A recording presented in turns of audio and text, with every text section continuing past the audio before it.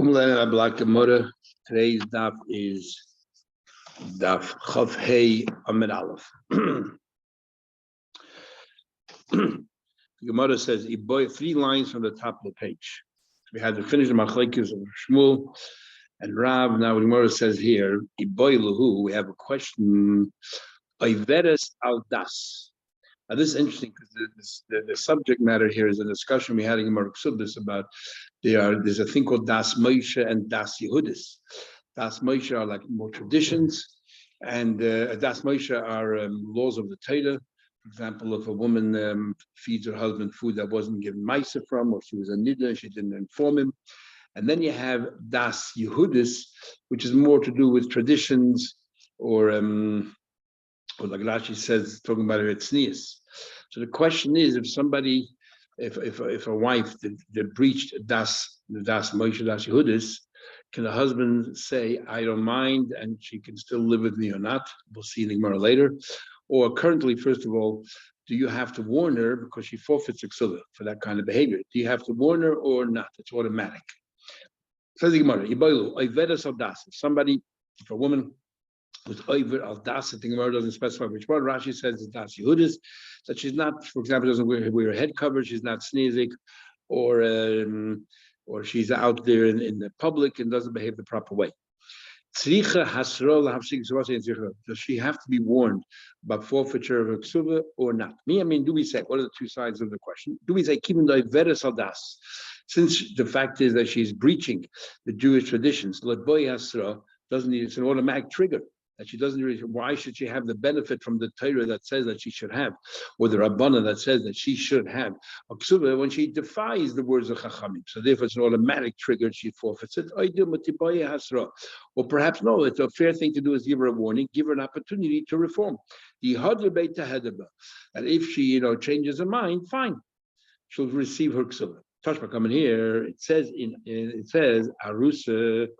And our mission says Arusa, Shemeres Yavam, Arusa, woman who's engaged, and Shemeres Yavam is waiting for a brother-in-law because she lost her husband and has no children. Loishai says they don't drink because she's not really yet married to that person. And we had the whole discussion before the Gemara. And the Loinoitless Ksuba, regarding Shemeres Yavam, we had an argument between Rabbi Yenis and Rabbi Yesha. But regarding Arusa, everyone agrees that she doesn't drink, and because she doesn't drink, so we cannot really prove that she's innocent. Not to Loinoitless, so does not take a ksuba. Now it says she doesn't drink. It doesn't say that you don't warn her. It's clearly for me, you still warn her. Now, what's the purpose of warning her? If she's not going to drink anyway, what's the purpose of warning her? Obviously, she's about to lose a ksuba, so therefore it requires a warning. Isn't that a clear proof that you need a warning? Doesn't drink, you still have to warn her.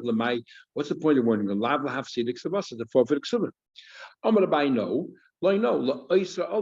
Because in addition to her losing the ksuba, they can no longer live together. And now that she cannot drink, there's no way of getting around it. So therefore, and that's why you have to give her a warning for that aspect of it. Regarding the ksuba, we have no proof. So going back to the case of a woman who breached Das Yehudis, we have no proof one way or another whether you have to give her a warning or not. Papa gives another reason why you warn her. What the purpose is, that you're right. Right now you won't give her to drink, but if then after you're engaged, you got married to her, then if you warned her at the time, and later she secludes goes in isolation with that person after they got married, that warning from before was beneficial. And that's the purpose of the warning. You cannot give her to drink while she's not rusa. But you can warn her while she's not rusa that if she goes ahead and isolates herself with that person, then later when we get married, if she does it after they get married, she'll have to drink. I'll give you another response. Says Rabbi Tashma Gamnir, Almona le Kohen Gadol. Someone is forbidden to marry, for example, Almona is not allowed to live with a Kohen Gadol, or Grusha Chalutza Kohen Hedger, or divorcee or a Chalutza. Someone that the brother doesn't want to marry, she gives a Chalitza to a Kohen Hedger, or a Mamzeres in the sin of Yisrael, which is forbidden again. A woman is a Mamzeres or in the sin of that nation to a Yidobas Yisrael Mams in the sin. In all these cases, because they're not allowed to marry each other, therefore, they don't drink because it's not suitable to be a wife. The Loinoitless Tuba doesn't take ksuba. Now, in these cases over here, she doesn't drink. I mean, he did give her a warning. What's the purpose of giving a warning here? They can't live together anyway. You're telling me, Abai said before, the reason for the warning is to make sure that she's usher on her husband. But these women are usher on her husband anyway. You can warn them. What for? What for? Elo Israel love to asset her usher and kind of not live together anyway. The purpose is that she loses her ksubah. So we see that before you forfeit someone's ksubah, you have to warn them. I'm going to read them a disclaimer. No, maybe the law is that if she committed adultery, not only is she forbidden to her husband, she cannot also even when he divorces her, she cannot marry that person, the perpetrator of that. So therefore, and how do we know that? That's why the Mishnah says it. That if you warn these people almonic and all that she shouldn't have any affairs, and if she does, the purpose of the warning is that she'll be ushered to that person as well. That now we learn kashem shasul labal kach shasul labal has been to both. I'm not going to touch my company. I'll give you another try to prove that to resolve your question. The Eilusha Bezdin Mekanin Lehen, the following people, Bezdin can actually intercede or intervene where the husband is incapable, incapacitated, and is not able to warn his wife. For example, she's not around. Mishn's Chadash Baila, for example, he became deaf, became a fool, is incarcerated. And the Bezdin can come in and step in and warn her. Now, what's the purpose of warning? They cannot make her drink because says behavior about only the husband can. They didn't warn her for drinking. And the reason is that they're warning her because she's going to lose her ksula. Shmamina, doesn't that prove that the ksula is a warning? Shmamina boyasra, shmamina. Valid proof. No, and how come no one else brought from here? Kula, my time, like Amri, why didn't they bring Mahav here as well? Maybe there's different. The less Amos of the Baal Cloud. Maybe it's a big difference. In the case where the husband is away and therefore she's flirtatious and so on, we can perhaps sort of understand, even though it's totally wrong, but she's not doing it out of spite or anything else. She's lonely and she does these things. So therefore, maybe over there, we have to give her a warning. But where the husband is present and she defies the husband, that should be a trigger that maybe that she shouldn't require a warning. And we should just let her go and she should lose her soul. That's why they didn't want to bring a proof from there. The next question is, if you're going to tell me, we continue on. So talking about this person who's Averes Hadas. Averes Hadas. But the husband wants to continue living with her. Can he or can't he? Does he have to divorce her or not?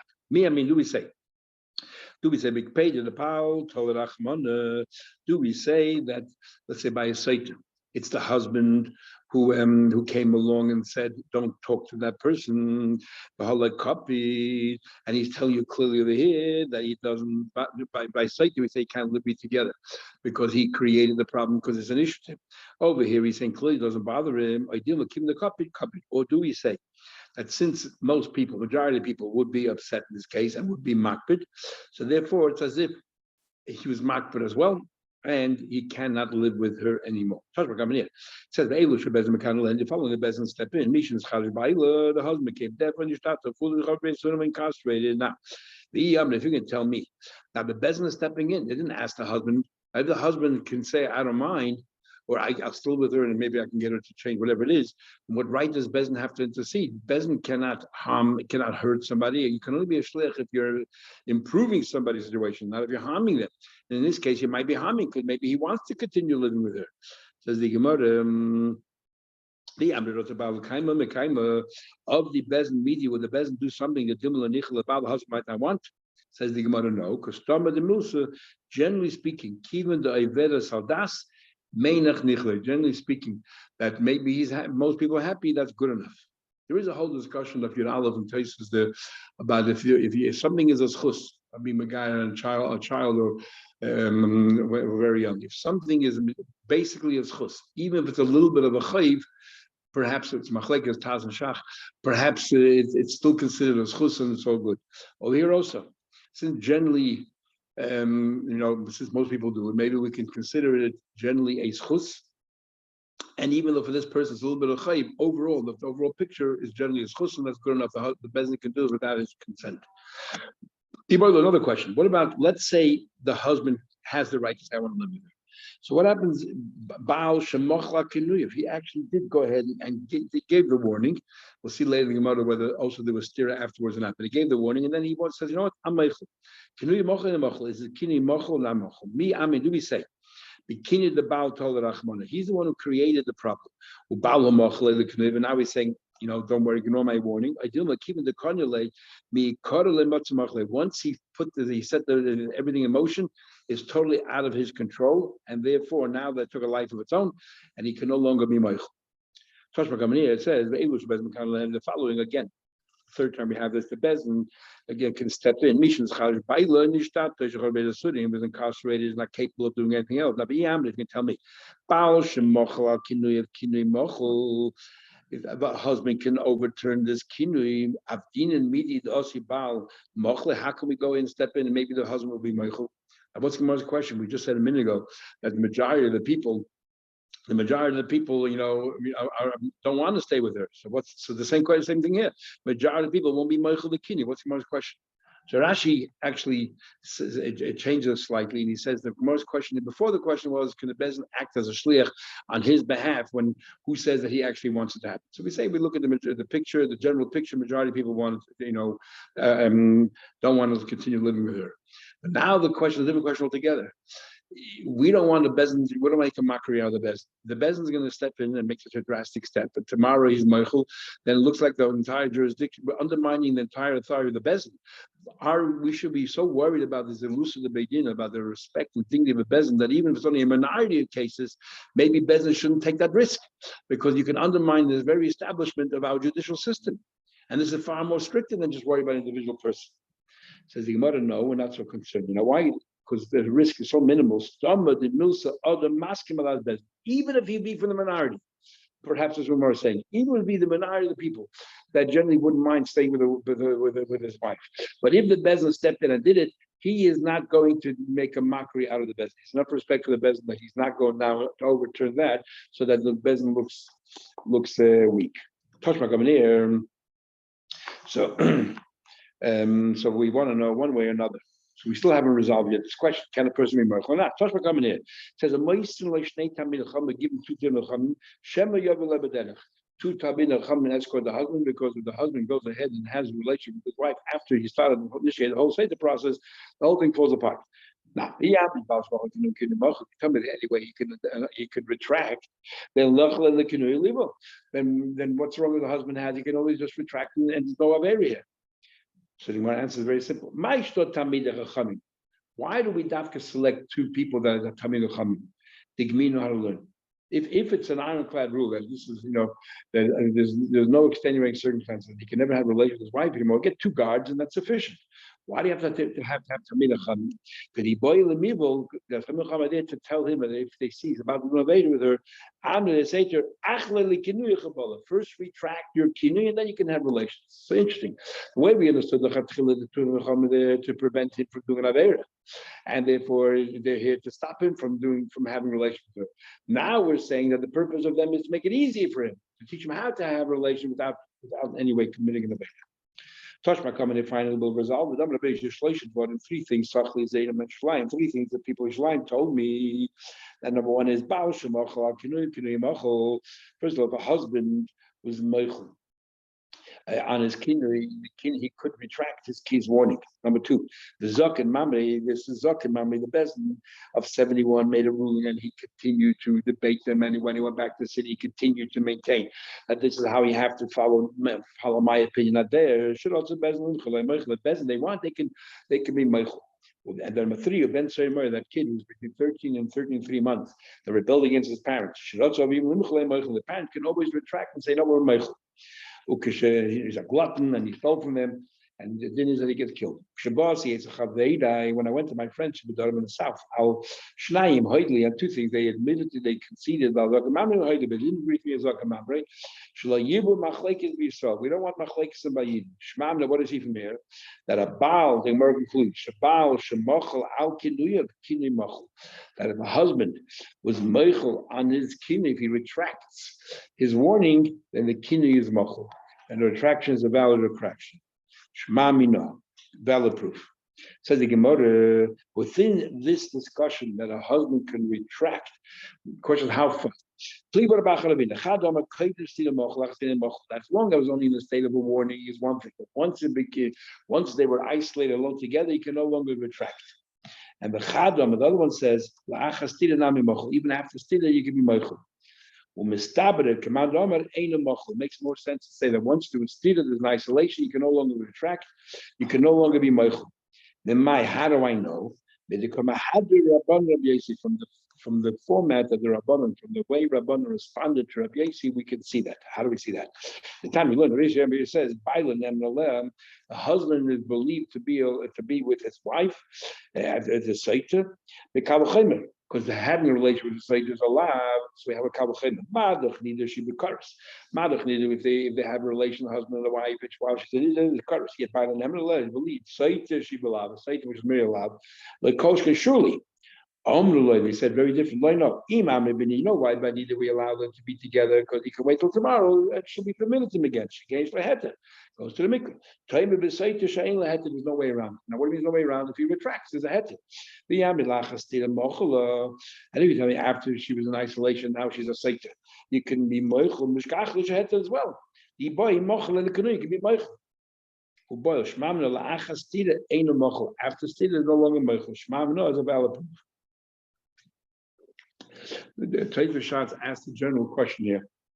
The whole idea of a Sotah in isolation, if we talk about a Veda Saldas, somebody breaches Jewish tradition, and if we say that you're not allowed to live together, right? If you have a question, if you're allowed to live together, you're not allowed to live together. And if we say that you're not allowed to live together, then the very fact that she was in isolation, that person, even without his warning, that's yichud. And that's already defying, especially if you hold yichud mahatayra, if you breach the Torah. So if that alone, you cannot live together. What do you have to have the whole din of Sotah? I'm paraphrasing what he's asking. And he's saying that Sotah applies even in cases where there's no yichud. For example, if there was one door open, or if you're in the city, where the husband is. There's no real din of yichud because the husband is always around, the door's open to speak. But if nobody else is in the room, there's still a din of Sotah, and therefore Sotah comes in where there's no yichud as well. Says the Gemara, Meisu Balei, and what happens after they were classified as a Sotah and had to drink? The husband died, so there's no longer anyone to bring her to. So she cannot drink. Is she entitled to or not? Because we don't know whether she's guilty or not. So we had an argument Bisham and Basil. Meisvel and actually also Bisham says that she's entitled to Ksula. And Basil said because she cannot drink, she forfeits Ksula. The Micah Mitzvah, what's their argument? They Shammai somebody holds a general rule. That a star, if you have a contract, the contract is that strong that entitles me, enables me to collect properties. So I have a lien on those properties. It's as if the properties already are mine. All I'm doing is missing I didn't physically go and take it. Otherwise, legally, it's as if it's by me. So the case of the woman, she has a ksuba. It's as if already the property is all by her. And now the children is saying don't want to give her the ksuba. They have to prove that she's guilty. If they cannot prove it, she receives the property. However, they still holds it's not as if it's collected, and therefore she has to prove that she's innocent, but she can't because she cannot drink the water. Now, very interesting. First cases over here, Lavka Govadavi makes a distinction. Sometimes we say that something's about to happen as if it happened already. So here it's about to be cut off. It's cut off already. Grapes are about to be cut off as if it's cut off. It's not attached to the ground. And here we have a whole argument. Tesa basically says there's a difference where you're in control. You just have to do it. So then we say perhaps it's not missing anything, or when someone else is in control, or Bezin's in control, or you need someone else, or like by Ger, you need to make sure Bezin will accept him. So because you're relying on others, then we cannot imagine as if it happened. But what's interesting here is Beishamai says not Beisil, yet in Halach in many places, beginning by Mitzvah and the Rishonim, the Babasha, Cheskel Abatim, in a number of places, we have concepts where we see that we do treat the shtar as if it's already the possession of the lender. For example, we say that if I have a nigga that if I could have said a better lie, that proves that I'm saying the truth. But if with the nigga I want to extract money from you and it's not sufficient proof, I need stronger proof than that. Just like Roiv is not sufficient proof for me to take money out from somebody else, so too Miga is not sufficient proof to take out from somebody else. But if I have a shtar, then it's no longer considered Miga Lahitzi, it's considered Miga Lahachzik. Why is it a miga? It's a miga, not I'm taking away, I'm miga to reinforce what I own. It's sort of to be relying on Beishamai, it's predicated on Beishamai's opinion that Ashtada I'm a legal kigavidam. And the Ramban, it makes it's a quite complicated thing how we seem to follow Beishamai, even though Allah like Basil. Says him further. You shouldn't have married her because up to 2 years you have to allow the child to be nursed by the mother. She shouldn't marry anybody else because she's endangering the child. Or if there's a child or she's pregnant, she might become pregnant again. And the other one says no. The other one says that the whole machlekes that he says that you can marry. He said Rabbi Eliezer says that. The Rabbi Eliezer says that traders that they could drink. Rabbi Eliezer you could drink. Says the Gemara, and the Machlek is if you cannot, because he cannot have children with her because endangering the child. It's not road to have a child. Therefore, she doesn't drink. Rabbi Eliezer says you can only have children with somebody else. Doesn't matter if this particular woman you can't have children with. So I'm not going to rule. Machlek, the whole Machlek is only by a Kara, by a Skena, but someone's not capable of having children. And Rashi before said, for example, she took some kind of a potion or something that disenables her from having children, disables her from having children. Or as Cain is an elderly woman that tried to have children, Abel island is when it comes to a woman who's birth, not capable of having children. Everyone agrees she doesn't drink because she's not shaykh at all to bear children. Even Rabbi Eliezer says you can have children with somebody else, but this woman has this potential to have children, not in the case of violence. Shneimar says a pasuk, the niksa, if she's innocent, the nizra azara, she'll give birth to children. Misha darkel azriya, only somebody that can have children. Yotzazu she'ain darkel azriya, but this woman is not shaykh the whole concept of zera. Next, I'll ask a question. It says in the Tosefta, if somebody, let's say, warns his arusa, or the shemeres yavam, or he gives a warning to this woman who's waiting to marry the brother-in-law. Shaloi is im ad shaloi konson nisra. If she he gave her a warning, and if she went ahead and she had steer in isolation during that stage, she doesn't drink. It's not really a husband, but also the telex of us. She's not entitled to take it. So, because again, we don't know if she's innocent or not. What about Muberes Chavedo? Or the Muberes of your friend, Meneket Chavedo, that she had a husband before and she divorced, or the husband died. Like Shai says, she doesn't drink as well, nor take soup. Again, why doesn't she drink? Because it's not suitable to have children with her. Rameir said, other person should not marry you, but the person should not marry them. If he didn't marry Yaitzi, go a step further. If you married Yaitzi, he doesn't say Peter, says actually you should divorce. And be penalized him, he can never take her back. No, he should divorce her, you're right. But she gives money, but when the time is ready, he could take her back. But what about a young man? Shanosa, I could have married a woman that tried to have kids, was a Cana or an older woman. He doesn't have his own children at all. So now this young man never fulfilled the mitzvah rule. Like Shaser, since it's not suitable for him to marry those people, they don't drink. No, so neither can they prove their innocence, so they're not entitled to the children. Rabbi Eliezer says, Yochel Acheres. Rabbi Eliezer says that he can marry somebody else. And Abelazar says that no, since he can marry another person, he can satisfy his obligation to somebody else. Therefore, he had a right to marry them, and therefore they can drink. But if he warns his arusa,